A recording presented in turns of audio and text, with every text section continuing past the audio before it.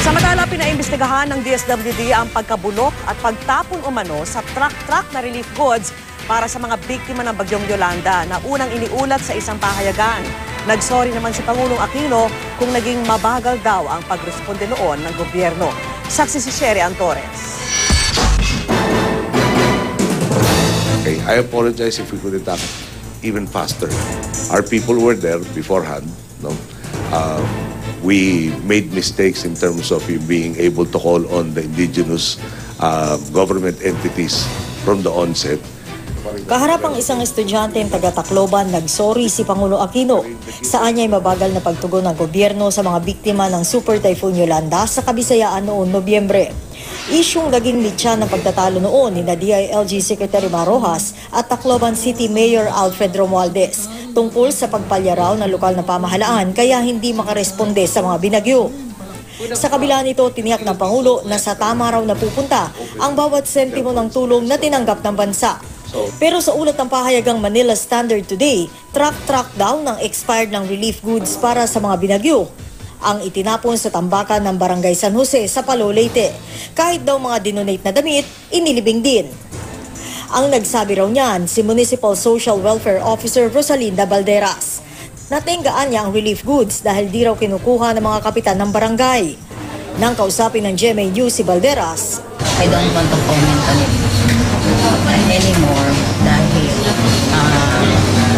nailabas na po yung ang sinabi. Ibig sabihin po ba, totoo po ba yun? Basta yun na, sir. Gayunman, pagkumpirma sa GMA News ng ilang taga roon, agad daw tinabunan ng lupa at pinatag ng heavy equipment ang relief goods. Din. Kanina nga ni Meda. Relief goods Yung mga sana ibibigay ng sa mga tao. Bigas. May mga dilata po ba? Oo. Marami.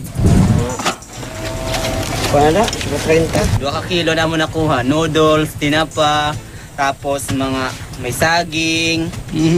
Tapos basta ang bugas damo to na ilabog.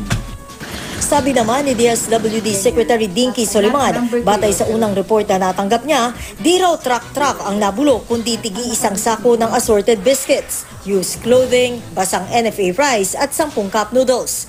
Pero pinaimbestigahan pa rin daw ito. Ito yung kanilang sinabi, naniniwala ako dito, pero maganda nga malaman nga kung ano ang nakikita ng mga tao. Wini-welcome namin yung detalye kasi hindi naman po namin maa-aksyonan kung wala kaming konkretong impormasyon.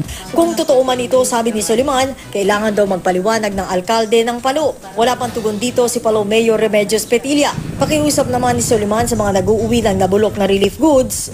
Mga pumupunta sa dump site at meron kayong nakikitang parang pagkain o bigas, huwag po ninyong kainin. Dahil nga hindi po yan ligtas. Maari kayong magkasakit, maari kayong yung sakit na hindi simple. Ako si Sherry Torres, ang inyong saksi.